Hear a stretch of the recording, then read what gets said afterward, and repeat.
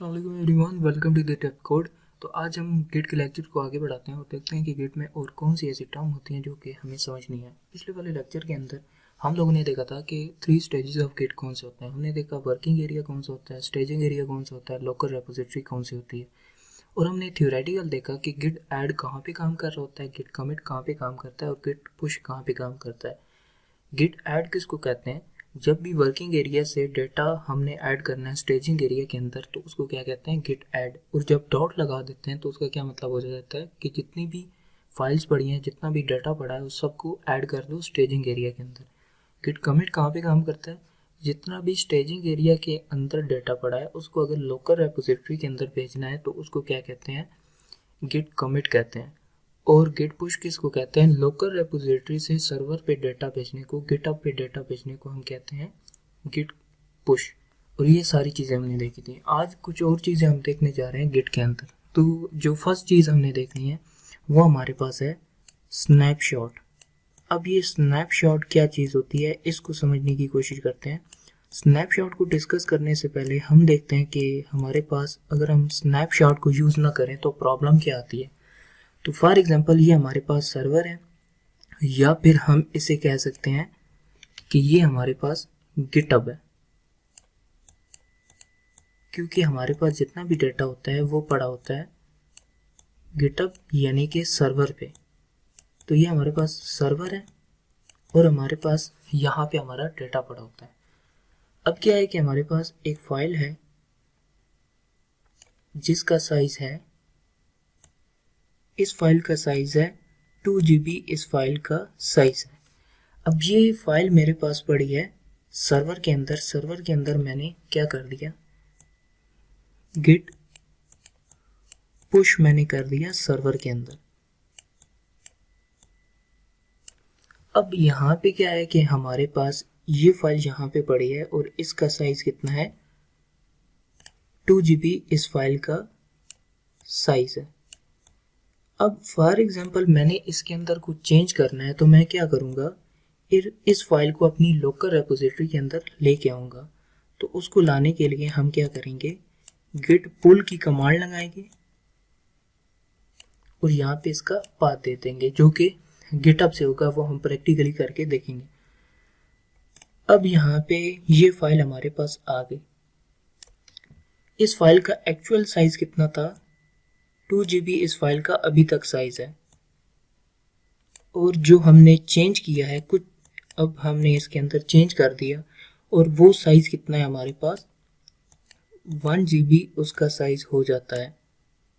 तो 1 GB इसका size हो गया।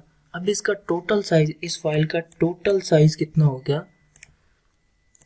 टोटल साइज हमारे पास हो चुका है इस फाइल का 3 GB। और ये हमारे पास 3 GB इसका साइज हो गया। अब मैं दोबारा से क्या करता हूँ, इसको पुश कर देता हूँ सर्वर पे। तो मैं कौन सी कमांड लगाऊंगा? गिट पुश की कमांड में लगाऊंगा और ये हमारे पास सर्वर के अंदर जितना भी डाटा है वो चला जाएगा। अब यहाँ पे देखें प्रॉब्लम क्या आ रही है। प्रॉब्लम हमारे पास ये आ रही है, अब सर्वर पे डाटा स्टोर हो चुका है और ये कितना साइज हो गया? 3 GB की फाइल और ही सेव हो गई। यानी कि जो 2 GB थी वो तो पुराने वाली थी और जो न्यू डाटा था वो क्या था? सिर्फ 1 GB वाला न्यू डाटा था। और 2 GB हमारे पास क्या हो रही है? वेस्टेज ऑफ मेमोरी हो रही है सर्वर के अंदर। तो वेस्टेज ऑफ मेमोरी को बचाने के लिए हमारे पास जो कंसेप्ट आता है वो आता है स्नैपशॉट का। अब देखते हैं कि स्नैपशॉट किस तरह से काम करता है। अब हम देखते हैं कि स्नैपशॉट हमारे पास किस तरह से काम कर रहा होता है। तो फॉर एग्जांपल हमारे पास एक फाइल है जो कि हमने देखी, इसका साइज है 2 GB, इसका कोई साइज है इस फाइल का। अब हमारे पास एक सर्वर है, ये हमने देखा कि हमारे पास ये है गिटहब, और हमारे पास इस फाइल को हमने पुश किया हुआ है सर्वर पे और इसका साइज कितना था? 2 GB, जो कि पिछले वाले एग्जांपल के अंदर हमने देखा। अब इसमें कुछ चेंज वगैरह मैंने करना है तो मैं क्या करूँगा? यहाँ पे इस फाइल को लाऊंगा, वही कमांड जो पुल की कमांड थी वो मैं चलाऊंगा, तो ये मेरे पास फाइल आ गई। अब इस फाइल के अंदर मैंने कुछ चेंज किया, चेंज करने के बाद मैंने क्या कर दिया, इसको पुश कर दिया सर्वर पे। अब स्नैपशॉट का क्या मतलब होगा? स्नैपशॉट का मतलब ये होता है कि जो चेंज मैंने किया है सिर्फ उसको ही स्टोर करके रखना, बाकी जो फाइल होती है वो वही रहेगी। अब इसको मैं कर दूंगा गेट पुश, यहाँ पे मैं करूंगा। अब यहाँ पे पुश करने से क्या होगा कि ये जो चेंज था वो कितना था, 1 GB का ही चेंज था। पिछले केस में क्या हो रहा था, 3 GB बन रहा था, पुराना साइज भी आ रहा था।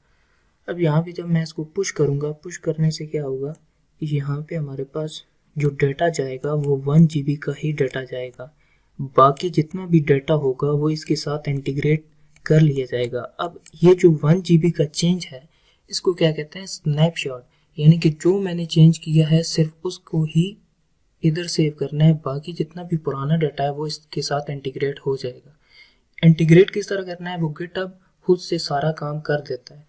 सिर्फ हमारे पास ये जो 1 GB का चेंज है, इस चीज को हम कहते हैं दिस इज अ स्नैपशॉट। ये होता है स्नैपशॉट कि जो लम्हात, जो चेंजेस हमने की उनको रिकॉर्ड करके रखना, उनको कहते हैं स्नैपशॉट। तो ये हमारे पास होता है स्नैपशॉट। तो स्नैपशॉट इस तरह से काम करता है। इसके साथ एक आईडी, कमिट आईडी चली जाती है। वो क्या होती है कमिट आईडी, वो हम आगे जाके देखेंगे, लेकिन ये बेसिक कंसेप्ट होता है स्नैपशॉट का।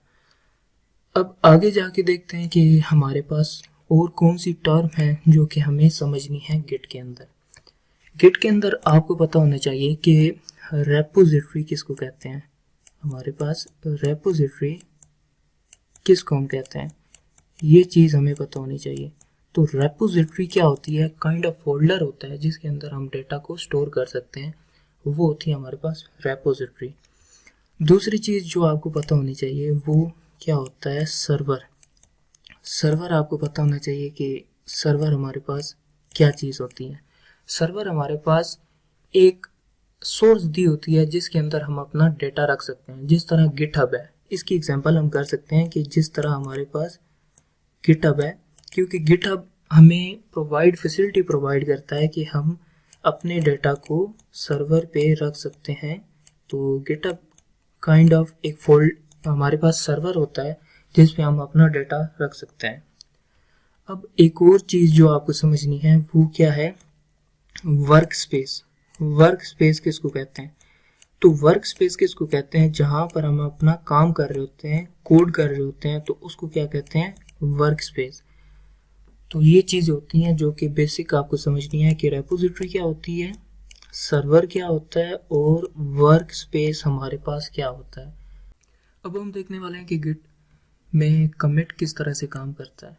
तो कमिट को हम डीपली अब डिस्कस करने वाले हैं कि कमिट हमारे पास किस तरह से काम कर रहा होता है। तो इसको डिस्कस करते हैं। तो सबसे पहला पॉइंट जो आपको याद रखना है कि जब भी हम कुछ चेंज करते हैं तो हमारे पास हमें एक कमिट आईडी मिलती है।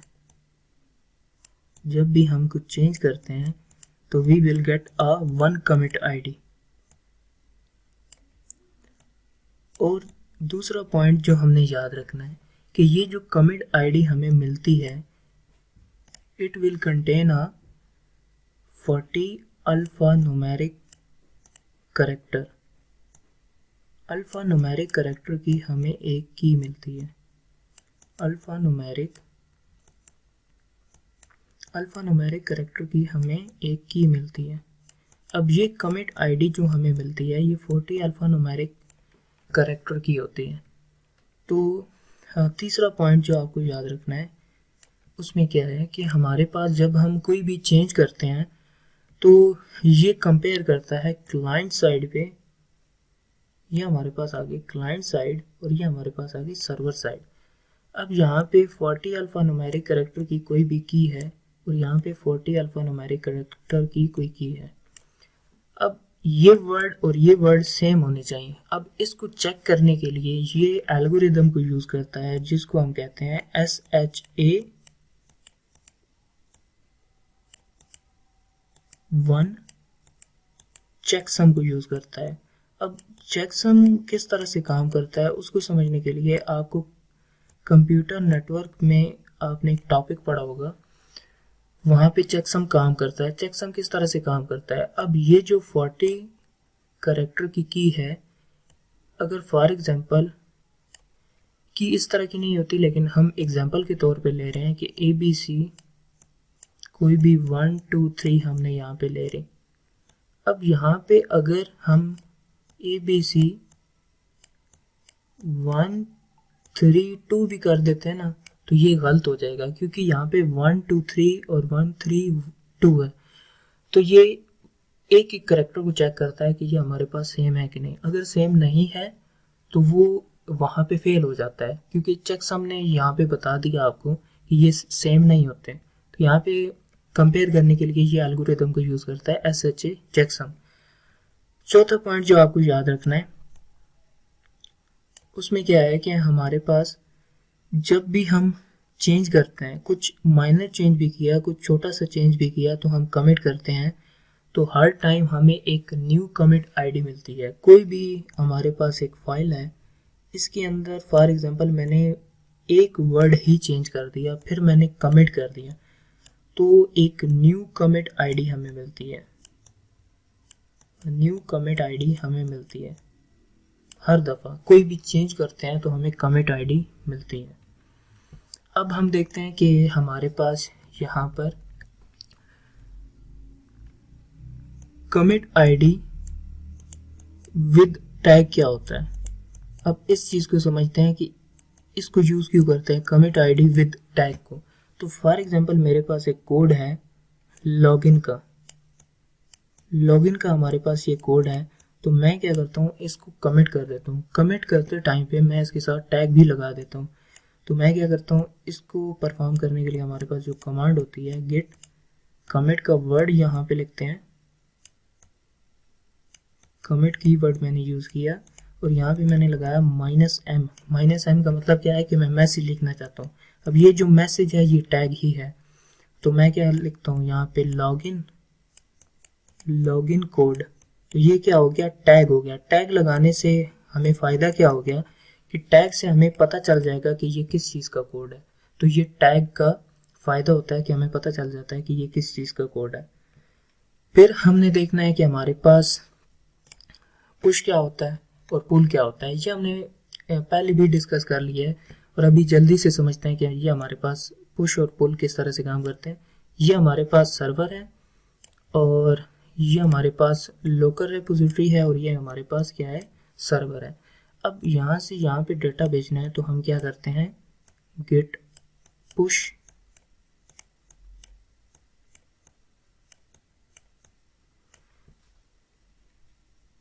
और यहाँ से यहाँ पे डेटा लाना है, तो हम क्या करते हैं, गेट पुल की कमांड हम लगाते हैं। पूरा सिंटैक्स क्या होता है वो हम प्रैक्टिकली करके देखेंगे, लेकिन जब भी लोकल से सर्वर पे डाटा भेजते हैं तो उसको क्या कहते हैं, गेट पुश, और सर्वर से लोकल रेपोजिटरी पे जब डाटा लाते हैं तो उसको क्या कहते हैं, गेट पुल। अब हम देखते हैं कि गिट में ब्रांचेस क्या होती हैं, ये किस तरह से हमारी हेल्प करती हैं कि अगर हम बड़े प्रोजेक्ट पे काम कर रहे हैं तो हम फंक्शनैलिटी को क्या करते हैं, डिस्ट्रीब्यूट कर देते हैं। तो उससे क्या होगा, हमारे प्रोजेक्ट में डिफरेंट पर्सन डिफरेंट फंक्शनैलिटी पे काम कर रहे होते हैं, तो उसको हम किस तरह से एग्जीक्यूट कर सकते हैं with the help of branches. तो ब्रांचेस इस जगह पे हमारे पास बहुत इफेक्टिवली काम कर रही होती हैं। तो ब्रांचेस को डिस्कस करने से पहले हम देखते हैं कि हमारे पास मास्टर ब्रांच कौन सी होती है। तो मास्टर ब्रांच को देखते हैं कि हमारे पास ये क्या होती है और ये किस तरह से काम करती है। मास्टर ब्रांच हमारे पास बाय डिफ़ॉल्ट जो ब्रांच होती है जो कि हमें गिटहब बना के देता है, वो हमारे पास कौन सी होती है, मास्टर ब्रांच। यानी कि हमारे पास जो बाय डिफ़ॉल्ट बनी होती है उसको कहते हैं मास्टर ब्रांच। जहाँ पे हमारा कोड बाय डिफ़ॉल्ट जाता है उसको क्या कहते हैं, मास्टर ब्रांच।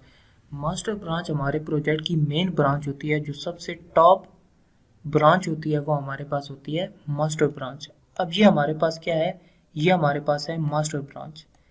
ये हमारे प्रोजेक्ट की स्टार्ट हो रही है तो इसको हम क्या कहते हैं, मास्टर ब्रांच। और प्रोजेक्ट का फ्लो इसी तरह चल रहा है। अब मैं क्या कहता हूँ कि एक पर्सन 1 है जिसको मैं देना चाहता हूँ यहाँ पे लॉगिन की फंक्शनैलिटी परफॉर्म करे, और पर्सन 2 है जो कि काम करे रजिस्ट्रेशन पे। ये पर्सन 1 है जो कि लॉगिन पे काम कर रहा है, और ये पर्सन 2 है जो कि रजिस्ट्रेशन पे काम कर रहा है। तो अब क्या होगा, मैं चाहता हूँ कि ये बंदा इस पे काम करे और ये बंदा इस पे काम करे और मेरे प्रोजेक्ट का फ्लो डिस्टर्ब ना हो।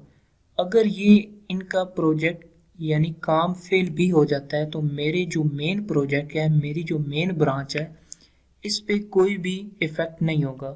तो मैं क्या करता हूँ, हमारे प्रोजेक्ट का फ्लो इसी तरह चल रहा है और मैंने कह दिया कि तुम लॉगिन पे काम करो और तुम रजिस्ट्रेशन पे काम करो, इसी तरह काम चलता रहेगा। अगर ये काम हमारे पास सही से हो जाता है तो लास्ट में मैं क्या करूँगा, इन तीनों ब्रांचेस को मैं मर्ज कर दूंगा। अब मर्ज करने से हमारे पास फ़ायदा क्या होगा, हमारे पास जो भी डेटा था रजिस्ट्रेशन वाला और लॉगिन वाला, इसके अंदर वो सारा डेटा आ जाता है मास्टर ब्रांच के अंदर, मेन ब्रांच के अंदर। अब हमारे पास प्रोजेक्ट अच्छे से काम कर रहा है क्योंकि हमने सक्सेसफुली सॉल्व कर ली लॉगिन की फंक्शनैलिटी भी और रजिस्ट्रेशन की फंक्शनैलिटी भी, और जो हमारे प्रोजेक्ट का फ्लो था वो भी डिस्टर्ब नहीं हुआ। फॉर एग्जांपल अगर इन दोनों फंक्शनैलिटी में कोई भी फॉल्ट आ जाता, ये दोनों फेल हो जाती, तो हमारी जो मेन फंक्शनैलिटी थी उस पर कोई इफेक्ट नहीं आता। उस केस में हम मर्ज नहीं करते क्योंकि हमारे पास दोनों फंक्शनैलिटी हमारे पास फेल हो चुकी हैं। कोई एक भी अगर फेल हो जाती है तो उसको हम फिर मर्ज नहीं करते। फॉर एग्जांपल अगर हमारे पास ये प्रोजेक्ट है और ये बंदा लॉगिन पे काम कर रहा है, ये रजिस्ट्रेशन पे काम कर रहा है और ये किसी और फंक्शनैलिटी पे काम कर रहा है, और ये हमारे पास मेन ब्रांच इसी तरह चलती आ रही है, हो सकता है कि ये दोनों फेल हो जाएं। तो अब ये दोनों फेल हो गई तो मैं इन दोनों को आपस में मर्ज कर दूंगा, इनको मर्ज नहीं करूंगा क्योंकि अगर इसको मर्ज करूंगा तो हमारे प्रोजेक्ट का फ्लो डिस्टर्ब हो जाएगा। तो ये हमारे पास ब्रांचेस का कंसेप्ट होता है, ब्रांचेस हमारे पास किस तरह से हमारी हेल्प कर रही होती हैं। तो इस तरह हमारे पास एक ब्रांच के अंदर, एक रेपोजिटरी के अंदर बहुत सारी ब्रांचेस हो सकती हैं। फॉर एग्जांपल हमारे पास एक रेपोजिटरी ये है, ये हमारे पास कोई भी प्रोजेक्ट है, ये P1 हमारे पास कोई भी प्रोजेक्ट है, तो हमारे पास ये देखें, ये मास्टर ब्रांच हो गई, मेन ब्रांच, और इसमें बहुत सारी ब्रांचेस हमने बना दी। ये लॉगिन की मैंने कह दी थी, ये रजिस्ट्रेशन की हमने कह दी थी, और ये मेन ब्रांच इसी तरह चलती आ रही थी, और ये ब्रांचेस बहुत सारी हो सकती हैं। तो ये पहला पॉइंट है जो कि आपको याद रखना है। और हर एक की एक अपनी ब्रांच होती है, ये इसकी अपनी ब्रांच है, ये इसकी अपनी ब्रांच है, और ये मेन ब्रांच इसकी अपनी है। और तीसरा पॉइंट जो आपको याद रखना है कि हमारे पास जब हमारे पास कोड हो जाता है तो हम क्या करते हैं, इन सारी ब्रांचेस को, अगर ये सक्सेसफुली सारा कोड हो जाता है तो इन सारी ब्रांचेस को हम क्या करते हैं, मर्ज कर देते हैं। तो मर्ज करने से क्या होगा कि हमारे पास जितना भी डाटा था वो सारे प्रोजेक्ट का मर्ज हो जाएगा और सारा प्रोजेक्ट हमारा कंप्लीट हो जाएगा। तो ये हमारे पास था ब्रांचेस का कंसेप्ट। तो उम्मीद है आप सबको समझ में आ गया होगा। तो मिलते हैं किसी और लेक्चर के साथ। इस वीडियो में इतना ही। अल्लाह हाफिज़।